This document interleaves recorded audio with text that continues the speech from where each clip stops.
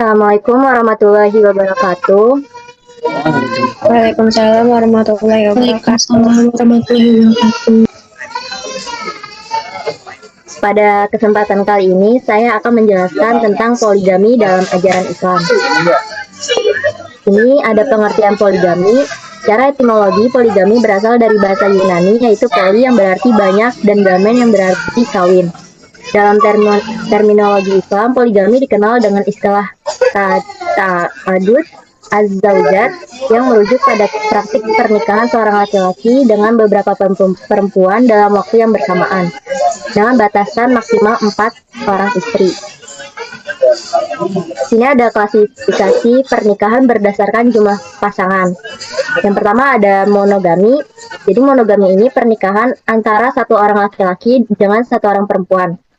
Yang kedua, bentuk pernikahan yang paling umum dalam masyarakat. Kemudian yang ketiga dianggap sebagai bentuk ideal pernikahan dalam Islam. Kemudian di sini ada yang kedua ada poligami. Poligami ini ada tentang pernikahan seorang laki-laki dengan beberapa perempuan. Jadi dalam Islam dibatasi maksimal 4 orang istri dan juga harus memenuhi syarat-syarat tertentu. Kemudian di sini yang ketiga ada poliandri. Poliandri ini yaitu pernikahan seorang perempuan dengan beberapa laki-laki yang dilarang dalam ajaran Islam. Kemudian tidak diakui dalam sistem hukum Islam. Kemudian di sini ada syarat poligami. Yang pertama harus berlaku adil. Kemudian yang kedua kemampuan finansial. Yang ketiga kemampuan memenuhi hak-hak istri. Dan yang keempat jumlah maksimal 4 istri. Ini ada dasar hukum poligami dalam Islam. Jadi dalam Al-Quran, Quran Surat An-Nisa 3, maka nikahilah wanita-wanita lain yang kamu senangi. Surat 3 atau 4. Tetapi jika kamu takut tidak mampu berlaku adil, maka nikahilah seorang saja. Kemudian di sini ada pandangan ulama Ahlus Sunnah wal Jamaah. Di mayoritas ulama bilang poligami diperbolehkan, tetapi bukan merupakan kewajiban atau sunnah. Wajib ini katakan jika seorang laki-laki memiliki istri yang tidak dapat memenuhi kebutuhan biologis atau lainnya, dan ia khawatir akan jatuh dalam perzinahan. Kemudian dikatakan haram jika ia tidak mampu berlaku adil di antara istri-istrinya. Kemudian yang ketiga, makruh jika poligami hanya untuk menuruti hawa nafsu tanpa tujuan syariat yang jelas. Kemudian ini ada tujuan poligami dalam Islam. Apa sih tujuan poligami?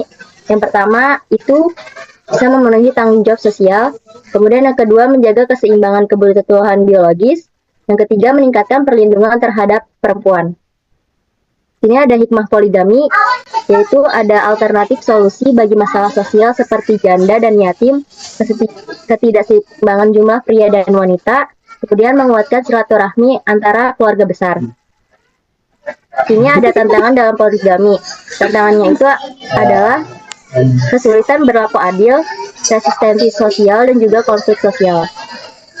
Di sini ada solusi tantangan dalam poligami. Yang pertama penguatan regulasi pernikahan, kemudian yang kedua edukasi pranikah yang komprehensif, yang ketiga ada konseling keluarga berkelanjutan, dan yang keempat ada pemberdayaan ekonomi keluarga.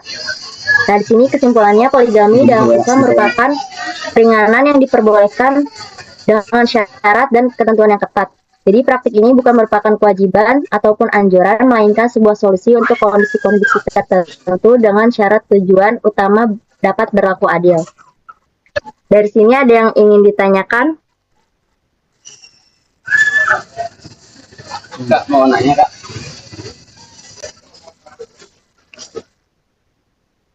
Ada yang ingin bertanya? Saya mau nanya. Boleh dari Aflan dulu.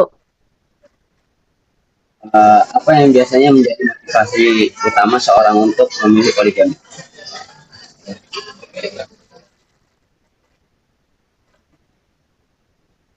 Boleh diulang pertanyaannya? Apa yang biasanya menjadi motivasi utama seorang untuk memilih poligami? Oke, pertanyaannya motivasi utama seorang memilih poligami ya. Jadi biasanya motivasinya tuh yang pertama berdasarkan keyakinan agama. Jadi itu kadang ada orang yang ingin mengikuti aturan agama yang seperti dikatakan tadi dalam Quran Surat An-Nisa ayat 3. Kemudian juga bisa tadi kebutuhan emosional atau biologi. Jadi kalau misalnya istrinya nggak bisa, misalnya mandul gitu ya, nggak bisa hamil, jadi alternatifnya bisa poligami. Kemudian ada yang ketiga, tekanan sosial. Jadi ini tuh dari keluarganya ada keturunan untuk dari adatnya untuk poligami seperti itu. Apakah menjawab, Aflan?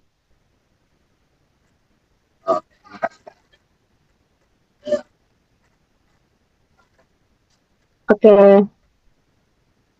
Ada lagi yang mau bertanya? Aku mau nanya. Aku mau tanya. Boleh Marisa dulu ya. Oke, bentar ya.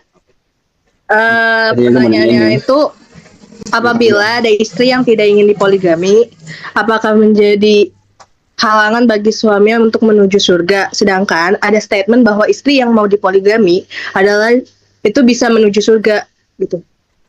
Ya sih, sekian. Terima kasih. Oke, baik pertanyaannya. Jadi kalau misalnya poligami itu bisa menghantarkan ke surga ya. Cuman ada beberapa syarat untuk menuju surga itu nggak cuman harus poligami. Jadi tuh bisa juga taat kepada Allah, kayak puasa, masuk. poligami nggak harus buat menuju ke surga gitu. Jadi kalau misalnya istri menolak poligami itu boleh.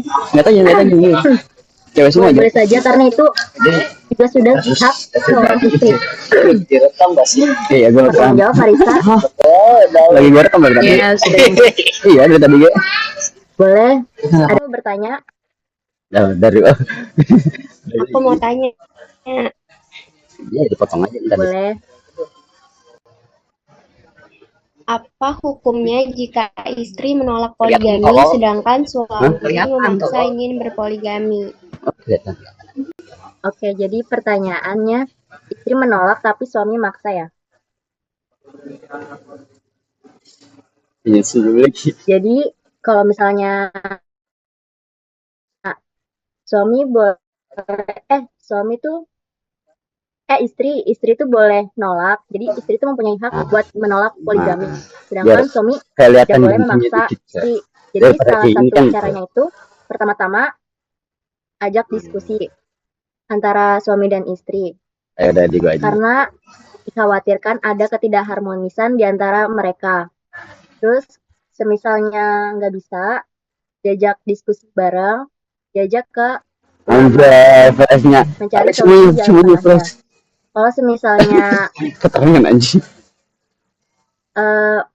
pendapat ulama juga bisa, alternatifnya yaitu perceraian. Karena dalam Islam perceraian itu diperbolehkan. Seperti itu. Gimana jawabannya? Apakah menjawab? Iya, udah cukup menjawab. Makasih. Oke, sama-sama. Jadi sekian yang dapat saya jelaskan dan saya sampaikan, kurang dan lebihnya mohon maaf. Assalamualaikum warahmatullahi wabarakatuh. Waalaikumsalam warahmatullahi wabarakatuh.